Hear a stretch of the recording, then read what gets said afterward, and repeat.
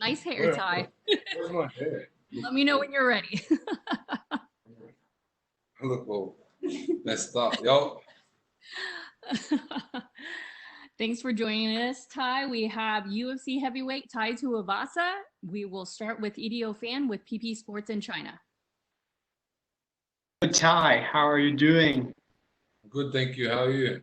I'm great, thanks. Your hairstyle was amazing. I love it. Thank you. So this is Eddie Fan from PP Sport China.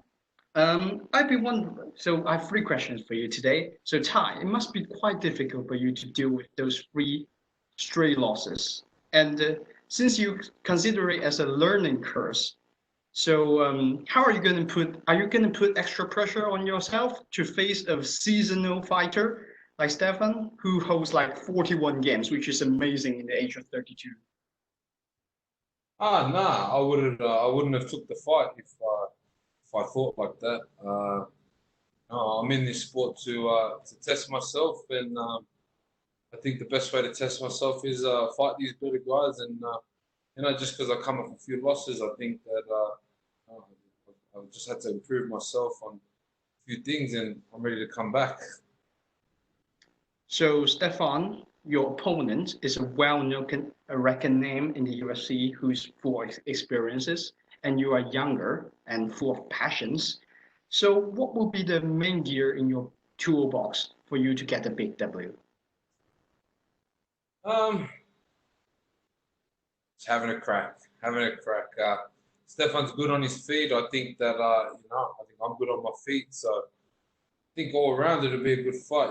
He's a black belt and whatnot, but I think I've done all I had to do to improve my game on the ground. And like I said, it's all about testing myself. And instead of trying to fight nobodies or something like that, I'd rather fight these big guys and come back on the winning column on a good fight. So after this fight, do you have any plan to challenge the top 10s, maybe top 15s, and just get your career further and maybe challenge a belt one day? I think in the past I fought a bit too much on what's ahead and not what's in front of me. So I think from my experiences, I deal with Sunday and I get that job done, and then we move forward from there. So the final question, which I think you know is going, which you cannot avoid, Tai. Any chance we're gonna see the Shui again, or you just want people to shut up about it? No. I made my bed and I got to lay in it. So the shui means that I've done a good thing. So I'm definitely ready for a shui. It's been a long time, and ready for a hard-earned shui. That's for sure. So finally, a favor that I am asking on behalf of the Chinese fans, since we are getting up 3 a.m. in the morning to watch the fights, can you cheer us up and shout something out loud, which is the thing I do for every fighters I interview tonight? What's that? Just shout it out and inspire the Chinese fans to get up 3 a.m. in the morning to watch their fight. You want me to shout it out? Yes, of course. Get up, China! So thanks very much and wish you all the best, Tai. Have a nice day. Thank you, brother. Thank you. Next up, we have Damon Martin with MMA Fighting. I think so. Okay. Sweet. In this sport, we're kind of a sport built on the highest of highs and the lowest of lows. When you win a couple of fights, you're the greatest fighter in the history of the sport. When you lose a couple, suddenly you're a bum and you shouldn't be in the UFC. How have you dealt with that? Because you came in, right away, huge. Win streaks, knockouts, everyone's talking. But you've had to deal with some losses. Losses are just part of the sport. But how do you deal with that? That kind of the highest of highs and then the lowest of lows when you have the win streak and then you have to deal with a couple losses. This is a sport. I deal with it like a sport. I think I've lost in life a fair few times, and nothing's really held me down before. So I don't see it holding me down now. I'm 27. I'm young. I can only learn. You know what I mean? I can only learn. So I think it's time. I've had to go back and back to the drawing board, and I think I'm back, improve myself, and I'm back to get back in the ring for sure. Got any excuses after a loss or anything like that, but you kind of grown up into UFC in a way. I mean, you came in with 6 fights, and obviously you basically had as many fights in the UFC as you had the rest of your career. Like, have you thought about that? Like, you've literally been kind of learning, while you're in the UFC. It's kind of a crazy stage to have, this level where you're basically still learning as who you are as a fighter. Well, thanks. At least someone knows. A lot of these people are quick to say, but man, I think I've done a lot of things in life like that. If I'm not learning as we go, you think you know it all, but I'm here to. That's my competitive side. I'm here to learn and have a crack. And what better way to lose against some ex-champions and in the future beat some? So. And when Struve, of course, he's a veteran. I don't think we could talk about Stefan Struve without talking about fighting a guy of his height. With that, I mean, is that something you have to deal with a certain way because he is so tall? Like, is that just one of those things you just have to go in there and punch up, or do you actually prepare for a guy who is literally 7 foot tall, tallest guy in the UFC? Like, how do you prepare for that? Luckily, I've got I had just by chance, I had a really good kickboxer legs that I brought in, and me and him have spent the whole year together, really. So it just fell into place, and yeah, he's long, he's real reachy. So lucky for him. If it wasn't for him, I think everyone else around me is pretty short. So, but lucky I had him to help me prepare. But yeah, it is tough, These guys are huge, and I've seen Stefan. I met him in Brazil. I met him here. Great guy, and the man's huge. So it's going to be a challenge. But like I said, down for challenging myself and down to get in there. And last one for me, when you look at the heavyweight, a lot of the top heavyweights are a little old.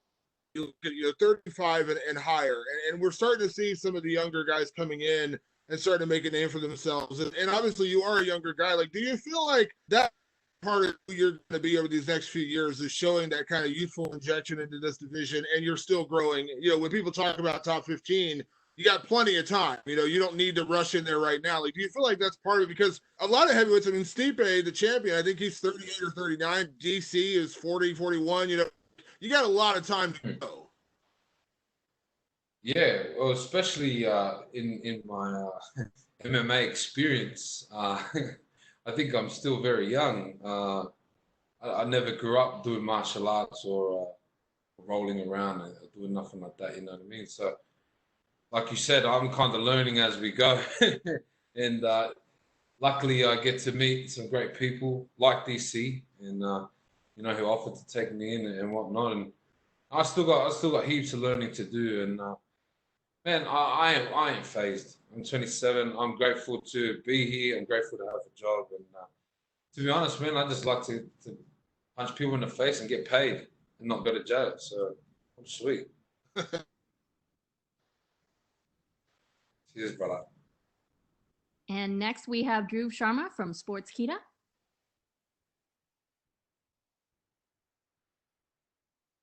Hi, good evening. This is Dhruv from Sportskeeda.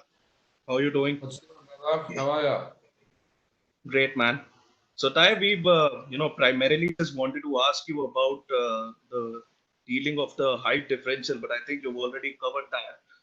I also wanted to have your opinion on the fact that along with yourself, Robert Whittaker, Megan Anderson, and of course the champ at the middleweight, Israel Adesanya, Australia and New Zealand, these two, this particular region is now, coming forth as a hub of mixed martial arts, and especially with Israel champion, because a while back, when Jacek won the championship at the strawweight division, there was a explosion of Polish fighters which we had. So do you think you are contributing in making Australia and New Zealand the new hotspot for MMA?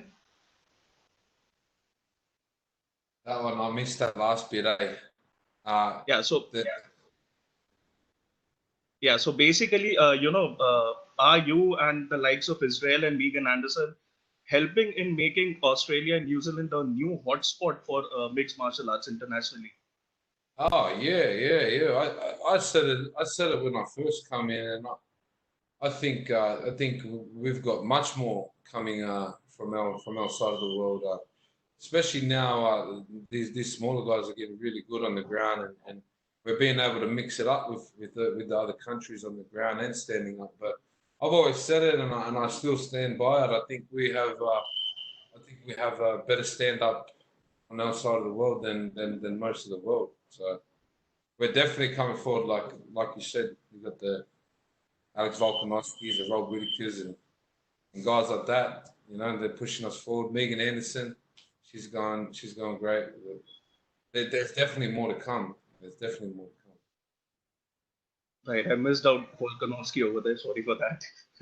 So, in your previous fights, Tai, we've seen that you feed off the energy of the crowd a lot. You know, especially with your walk-ins and you know, your interactions with the audience. You seem to enjoy the walkouts and the interactions with the audiences.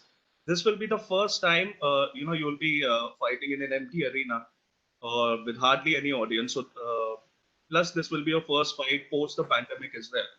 So has the preparation been any different, or how do you plan to, you know, sort of adjust to this new environment where you'll be fighting in? I'll do my thing as long as I vibe out to my walkout song and I got the tunes pumping.